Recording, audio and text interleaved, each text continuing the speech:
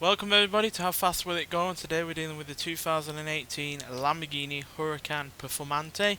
Now this has 1,335 horsepower, 895 pounds-feet of torque from its 5.7 litre twin turbocharged V10 engine, and the car itself now weighs 2,587 pounds, came with all-wheel drive standard, and it can do 0 to 60 in 2.161 seconds and 0 to 100 in 3.887 seconds. So recently reviewed this car. It's part of the festival playlist. You have to get 50% for this season to get it, and yeah, I'm very impressed by it in stock form. So I thought it would be interesting to see what it can do on this series. I've kept the same engine that it had originally, but now obviously it's bigger, it's got twin turbos on it, and it's a lot more powerful. Interestingly, it's not got all that much extra in the way of torque. It's only about 450-ish extra torques, which isn't a lot, but obviously it's got way more horsepower.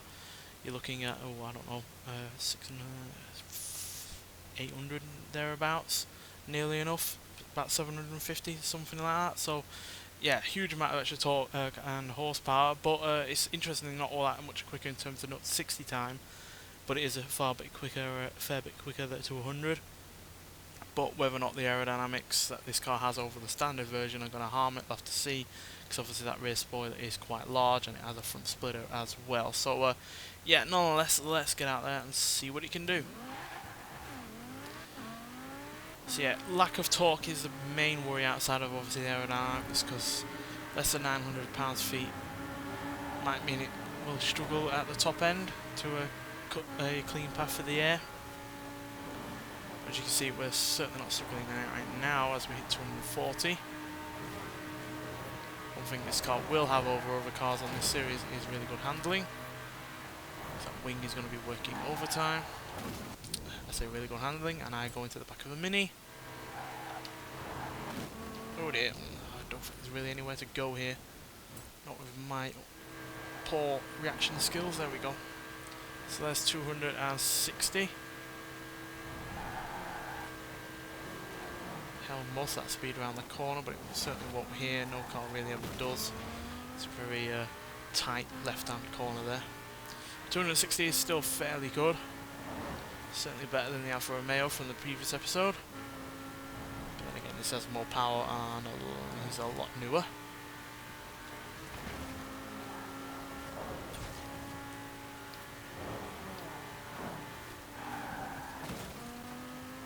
Right, so 260 on this side of the motorway is fairly decent, but my worry is with the lack of torque.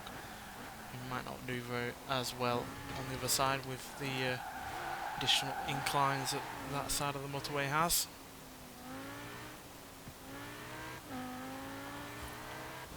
Fair bit of understeer as well, unfortunately.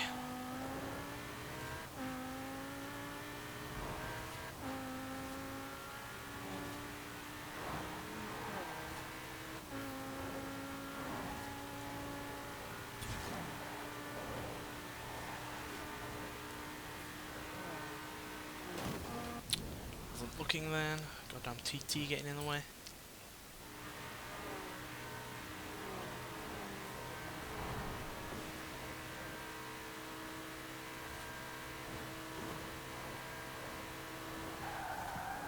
Well, we've matched the other side of the motorway, but we weren't able to get any more out of this. Let's see if we can with the last little bit of motorway we have left.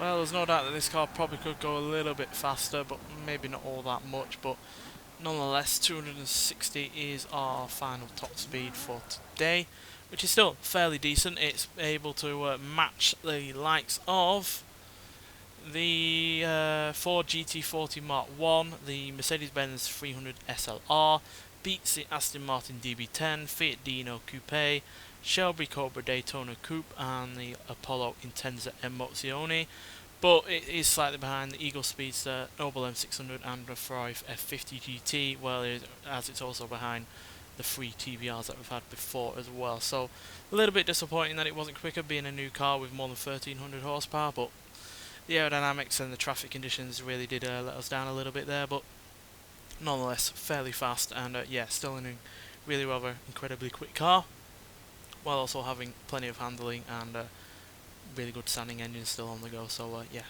nonetheless, I do recommend getting this car from the Forza Festival playlist, as it is a cracking car in stock form. And as you can see, you can give its original engine a hell of a lot of extra horsepower. Nonetheless, thanks for watching, and I'll see you in the next one. Bye.